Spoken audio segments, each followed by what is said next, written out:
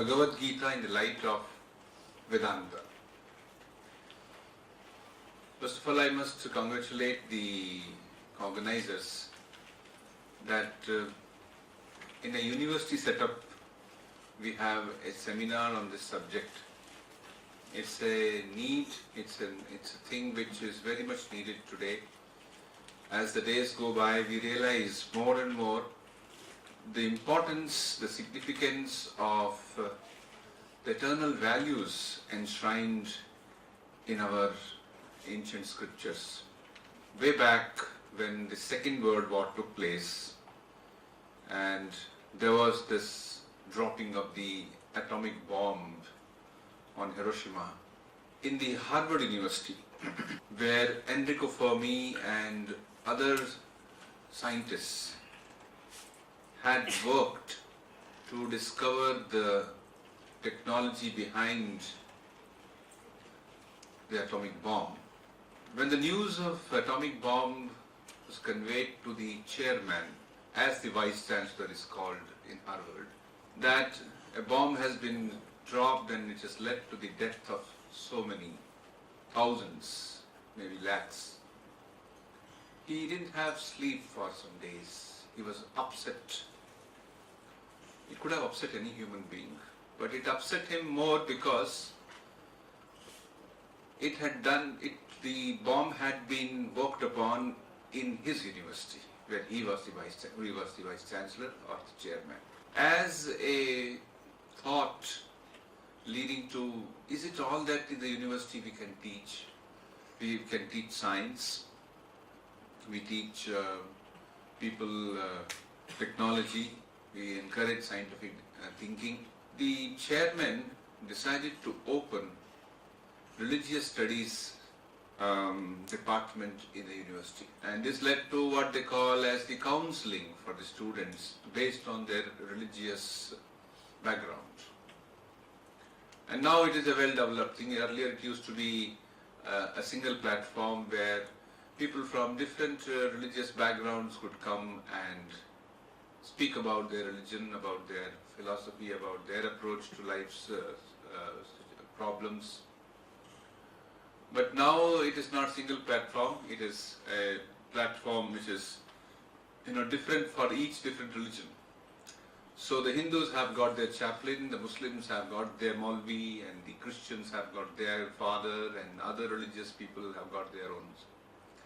And very interestingly, we in the Ramakrishna Mission has a Vedanta Society in Boston, very close to the Harvard University's main campus.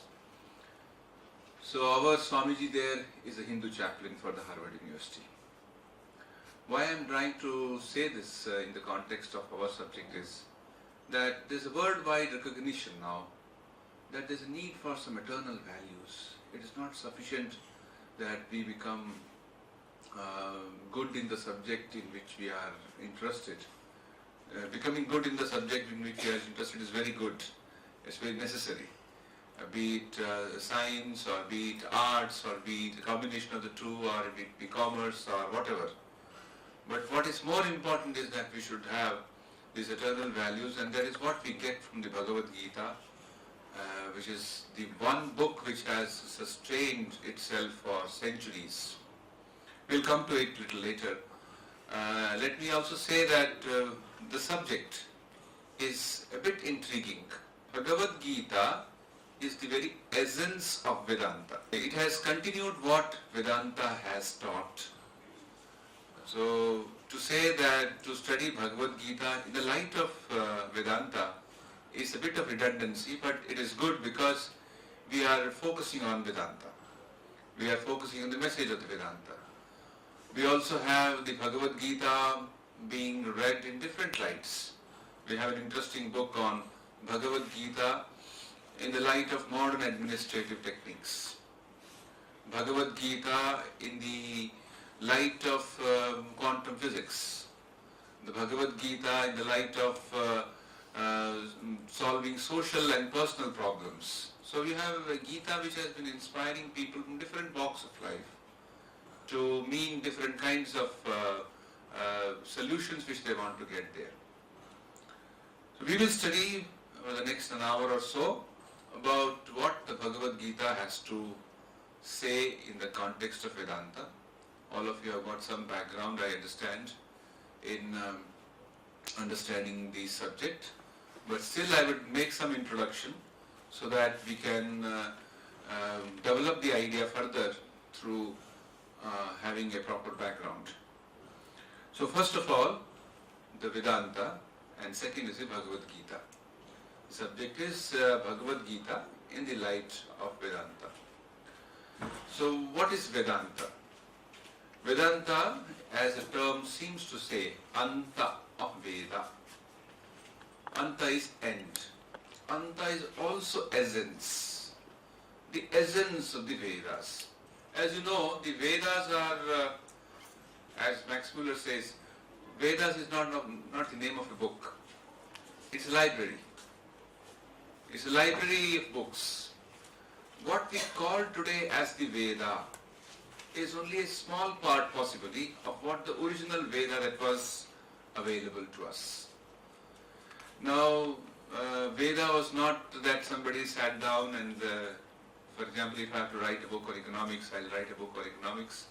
But, or if I have to write something on a textbook on positive communication with for the engineers, I write that. But that's not how the Vedas were written. In fact, Vedas were never written. Vedas were revealed. They are called as the very breath of the divine. Like breath comes out. Nishwasitam.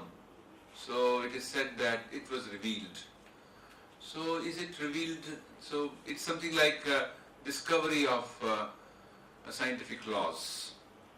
The law of gravitation very much existed before Einstein supposed to have formulated the way as we know it, though historically now it is also accepted that much before Newton the law of gravitation was found by some Indian rishis also.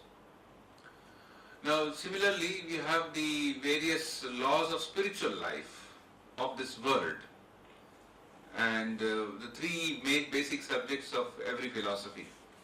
Every three basic subjects are the world, God and man. So there were laws from about all these three which they discovered. And these they just discovered and they were satisfied with it. There's nothing called Hinduism. They just were satisfied with it. They lived life of contentment. This must have happened much before the modern history began to be recorded. The modern history is supposed to be recorded by Herodotus some 2000 years back. That's how we say that he is called the father of history. But Herodotus is not the father of history actually. He is only father of history recording or documentation. Actual history is much older than what he had or anybody else would have recorded. So much of the history is lost because it has not been recorded. So what we call as Puranas, some people say they are legends. Some people say they are all stories, they are myths. Well, that's one view. But another view is that no, they happened. It happened. But there is no historical record of that. What happened 1 lakh years back, we don't know. We don't know what happened 50,000. Of course, anthropologists have got something to say. And they have something very meaningful to convey to us. But as far as the Vedas are concerned, there was a time in the Indian subcontinent, of which we are all part now. So this was a very remarkable time. Michel Danino, one of the French Indologists, he's a Frenchman but living in India for the last 40 years. He is an Indologist. So he mentions that it is like a dawn of human civilization. How did the dawn happen? Why did that happen? Year we don't know. So at some point of time, a large number of people in India would go in search of truth. They want to know the truth. So it is a very different world. Open fields, open sky, green, innocent minds. Of course, an advanced civilization. You had plenty of wealth around. It was not that people were very poor and they were stricken with hunger and poverty and they had nothing else to do, so they were thinking of religion, nothing of that type. They were very well off. And there were kings, and there were people who are not kings, who are householders, and there were monks. There are different types of people.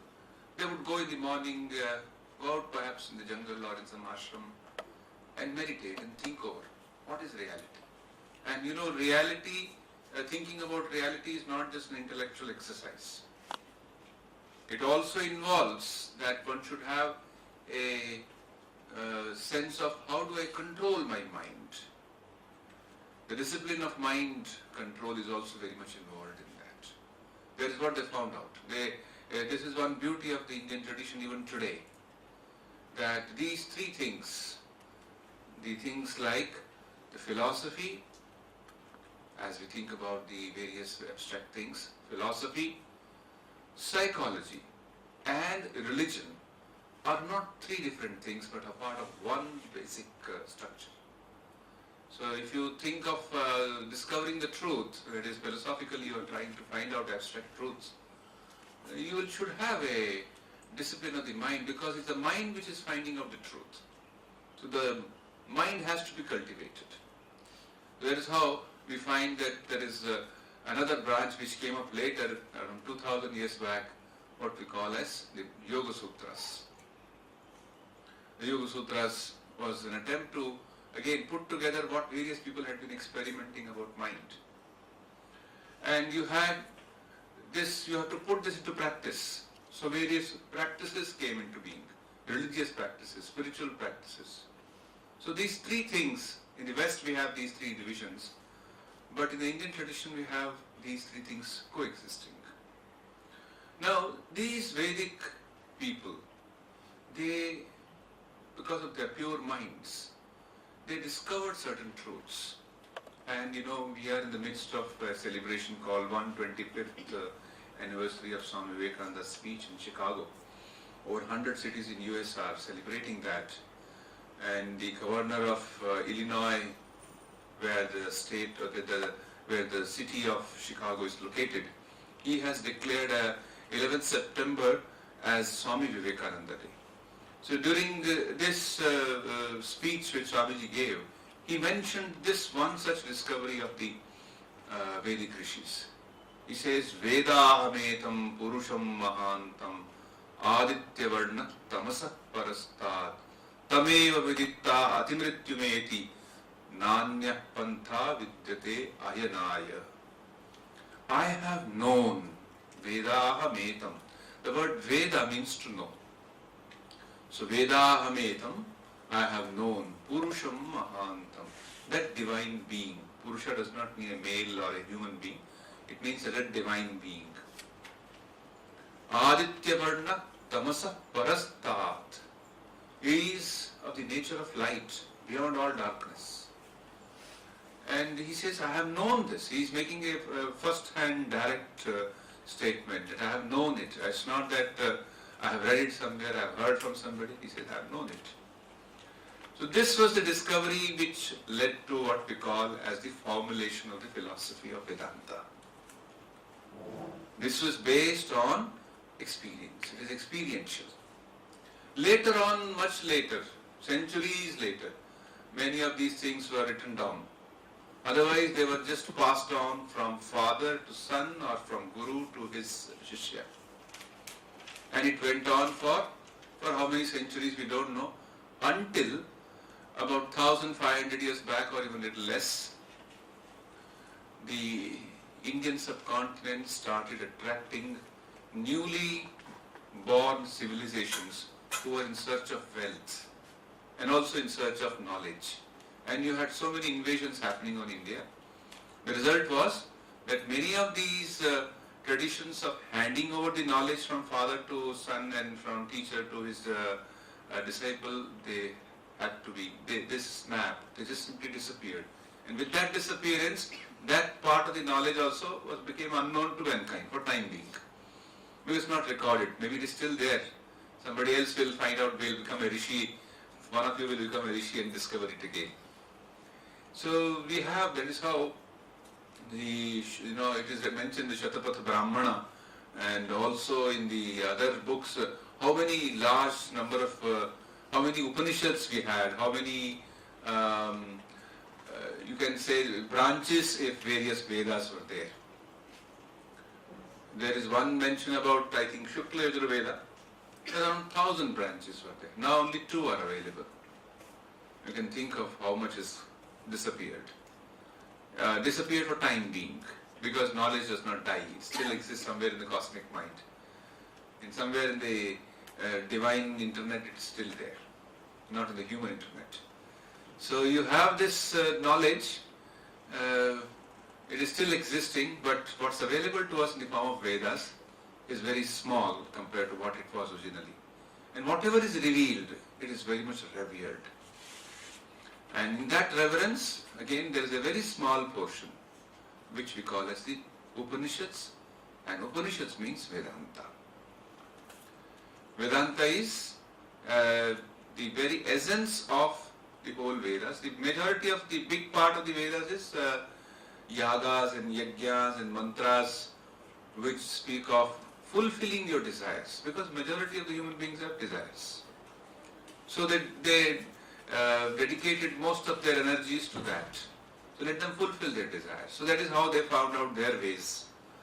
And then there was a small section which was not for desire fulfillment, but it was for fulfillment of higher needs. Like they started thinking of God. They started thinking of how I can think of that ultimate reality in my own heart. So that's called upasanas. There are upasanas which are very much described there. But beyond the upasanas are the solid results of all these upasanas and all these pursuits. These results are in the form of formulated some ideas, and that is called the Upanishads, and that is called the Vedas, Vedanta. Vedanta refers to this essence of the Vedas. See, that way Vedanta is a very small portion. It is like the kernel of the whole Vedic tradition. And such has been the respect given to Upanishads, that anyone who wanted to establish a school of thought in India felt it necessary, mandatory, to write something about his idea of the Upanishads. What does he think? So we have commentaries on the Upanishads, the Bhashyas. We have first the Shankara's Bhashya. Shankara Bhashyas are well known. And then you have the Ramanuja's Bhashya, then Madhva's Bhashya, these 3. And besides that, there are so many, Bhashyas on the Bhashyas, what you call as Vartika or Tika or things like that. Point is that traditionally this was considered that these Upanishads are very core of our Indian culture and Indian way of looking at things. So if you have to establish a new line of thinking, you see, thoughts have got tremendous power. They make a whole nation. They make an institution. They create societies. They make the individual also. So these thoughts, they thought it can become very much acceptable only if we connect it to the Upanishads. So this is about Vedanta. Now what does Vedanta speak of? One thing about Vedanta is that it speaks about the divinity of man. Man is not a sinner, essentially speaking. Yes, Vyavahara, or in sense of our day-to-day life, one man may be very noble, the other person may not look very noble. One man is worthy of our great respect, and the other person perhaps has to be put behind bars. The reason being, this is the differences we see in human beings. So, but beyond this, the Vedic rishis believed, beyond this visible goodness and visible wickedness, there is something which is essentially good. So when you say a person is evil, so-called evil, even he is also essentially good. Essentially there is divinity in him. Because the very core of human beings, as you see, is consciousness. We are all conscious. So where is this consciousness coming? If you take the consciousness to mean our day-to-day life, that I am conscious and what I am speaking, you are conscious of what you are hearing, you are consciously come here, you are consciously listening to me. So this consciousness, whatever we day-to-day conscious, from where does it come? What is the source?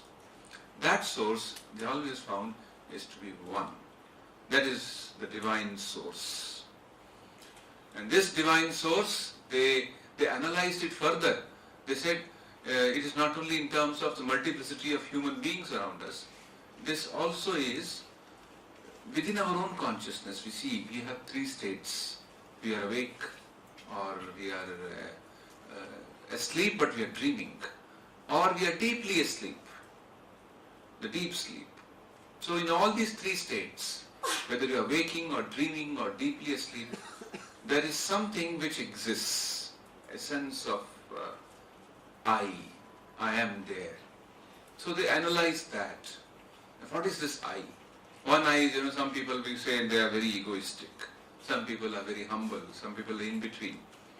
So behind all this, there is that behind this ego there is another ego, the superego, which is the divine in us.